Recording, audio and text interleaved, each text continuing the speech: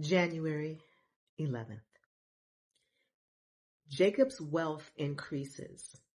Genesis chapter 30, verses 25 through 43, 1915 or 1749 BC.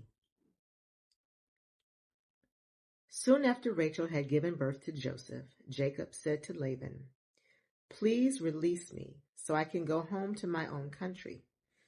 Let me take my wives and children, for I have earned them by serving you. And let me be on my way. You certainly know how hard I've worked for you." "Please listen to me," Laban replied. "I have become wealthy, for the Lord has blessed me because of you. Tell me how much I owe you. Whatever it is, I'll pay it." Jacob replied, "You know how hard I've worked for you, and how your flocks and herds have grown under my care. You had little indeed before I came, but your wealth has increased enormously. The Lord has blessed you through everything I've done. But now, what about me? When can I start providing for my own family?" "What wages do you want?" Laban asked again. Jacob replied, "Don't give me anything. Just do this one thing, and I'll continue to tend and watch over your flocks. Let me inspect your flocks today and remove all the sheep and goats that are speckled or spotted, along with all the black sheep. Give these to me as my wages. In the future, when you check on the animals you have given me as my wages, you'll see that I have been honest. If you can find in my flock any goats without speckles or spots, or any sheep that are not black, you will know that I have stolen them from you." "All right," Laban replied. "It will be as you say." But that very day, Laban went out and removed the male goats that were streaked and spotted, all the female goats that were speckled and spotted or had white patches, and all the black sheep. He placed them in the care of his own sons, who took them a 3 days' journey from where Jacob was. Meanwhile, Jacob stayed and cared for the rest of Laban's flock. Then Jacob took some fresh branches from poplar, almond, and plane trees and peeled off strips of bark, making white streaks on them. Then he placed these peeled branches in the watering troughs where the flocks came to drink, for that was where they mated. And when they mated in front of the white streaked branches, they gave birth to young that were streaked, speckled, and spotted. Jacob separated those lambs from Laban's flock, and at mating time he turned the flock to face Laban's animals that were streaked or black. This is how he built his own flock instead of increasing Laban's. Whenever the stronger females were ready to mate, Jacob would place the peeled branches in the watering troughs in front of them. Then they would mate in front of the branches. But he didn't do this with the weaker ones. So the weaker lambs belonged to Laban, and the stronger ones were Jacob's. As a result, Jacob became very wealthy, with large flocks of sheep and goats, female and male servants, and many camels and donkeys. Jacob flees from Laban. Genesis chapter 31, verses 1 through 21, 1909 or 1743 BC. But Jacob soon learned that Laban's sons were grumbling about him. "Jacob has robbed our father of everything," they said. "He has gained all his wealth at our father's expense." And Jacob began to notice a change in Laban's attitude toward him. Then the Lord said to Jacob, "Return to the land of your father and grandfather and to your relatives there, and I will be with you." So Jacob called Rachel and Leah out of the field where he was watching his flock. He said to them, "I have noticed that your father's attitude toward me has changed, but the God of my father has been with me. You know how hard I have worked for your father, but he has cheated me, changing my wages 10 times. But God has not allowed him to do me any harm. For if he said the speckled animals will be your wages, the whole flock began to produce speckled young. And when he changed his mind and said the striped animals will be your wages, then the whole flock produced striped young. In this way, God has taken your father's animals and given them to me. One time during the mating season, I had a dream and saw that the male goats mating with the females were streaked, speckled, and spotted. Then in my dream, the angel of God said to me, "Jacob," and I replied, "Yes, here I am." The angel said, "Look up, and you will see that only the streaked, speckled, and spotted males are mating with the females of your flock. For I have seen how Laban has treated you. I am the God who appeared to you at Bethel, the place where you anointed the pillar of stone and made your vow to me. Now get ready and leave this country and return to the land of your birth." Rachel and Leah responded, "That's fine with us. We won't inherit any of our father's wealth anyway. He has reduced our rights to those of foreign women. And after he sold us, he wasted the money you paid him for us.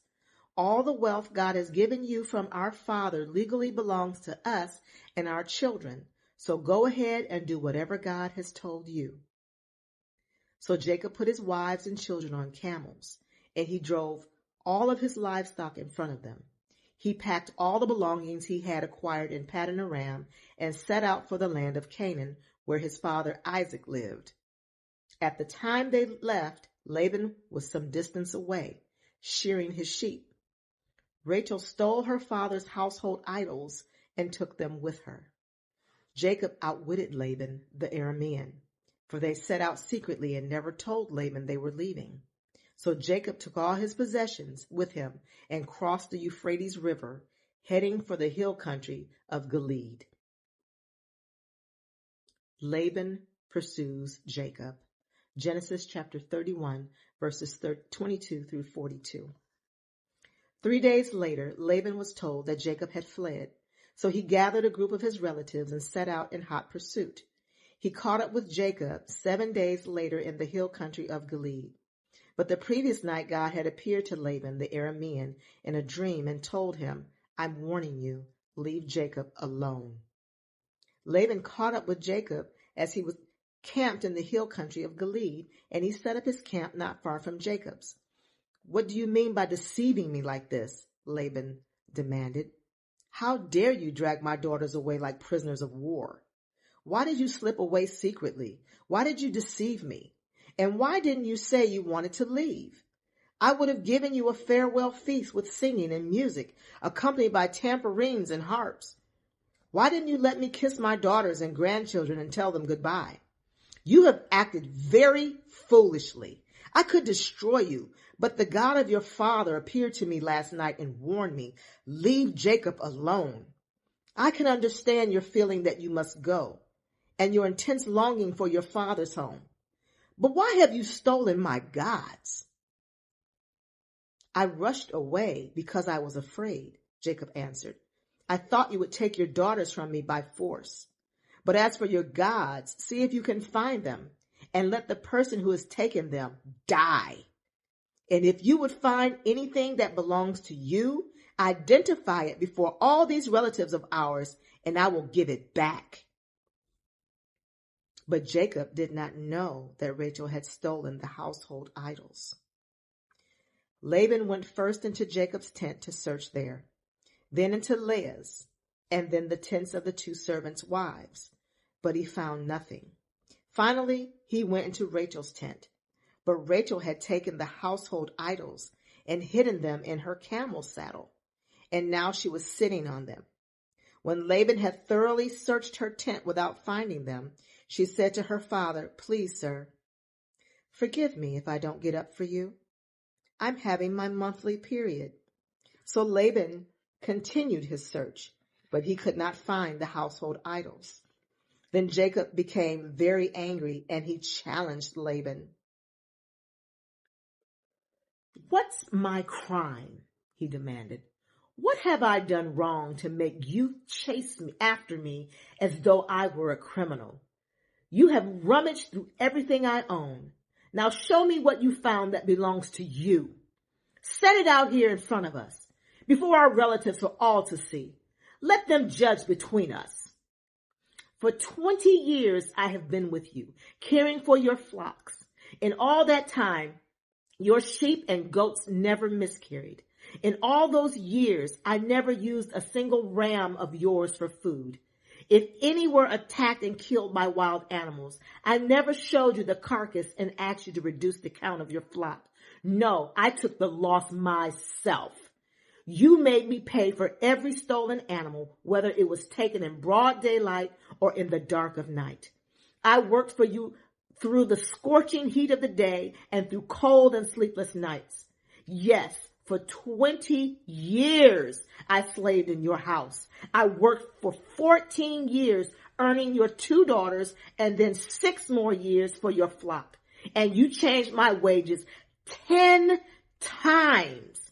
In fact, if the God of my father had not been on my side, the God of Abraham and the fearsome God of Isaac, you would have sent me away empty-handed. But God has seen your abuse and my hard work. That is why he appeared to you last night and rebuked you. Jacob's treaty with Laban. Genesis 31, verses 43 through 55. Then Laban replied to Jacob, these women are my daughters, these children are my grandchildren, and these flocks are my flocks. In fact, everything you see is mine. But what can I do now about my daughters and their children?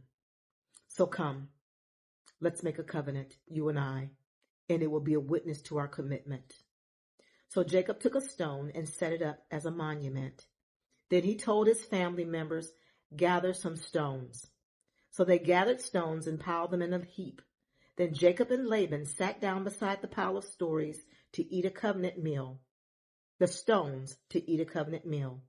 To commemorate the event, Laban called the place Jegar Sahadutha, which means witness pile in Aramaic.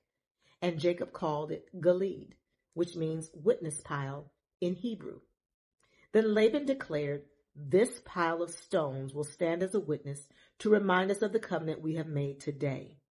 This explains why it was called Gilead, witness pile, but it was also called Mizpah, which means watchtower. For Laban said, may the Lord keep watch between us to make sure that we keep this covenant we are out of each other's sight, when we are out of each other's sight. If you mistreat my daughters, or if you marry other wives, God will see it, even if no one else does. He is a witness to this covenant between us. See this pile of stones, Laban continued, and see this monument I have set between us. They stand between us as witness of our vows. I will never pass this pile of stones to harm you, and you must never pass these stones or this monument to harm me. I call on the God of our ancestors, the God of your grandfather Abraham, and the God of my grandfather Nahor, to serve as a judge between us. So Jacob took an oath before the fearsome God of his father Isaac to respect the boundary line. Then Jacob offered a sacrifice to God there on the mountain and invited everyone to a covenant feast. After they had eaten, they spent the night on the mountain. Laban got up early the next morning, and he kissed his grandchildren and his daughters and blessed them. Then he left and returned home. May the Lord add a blessing to the reading and the hearing of his word.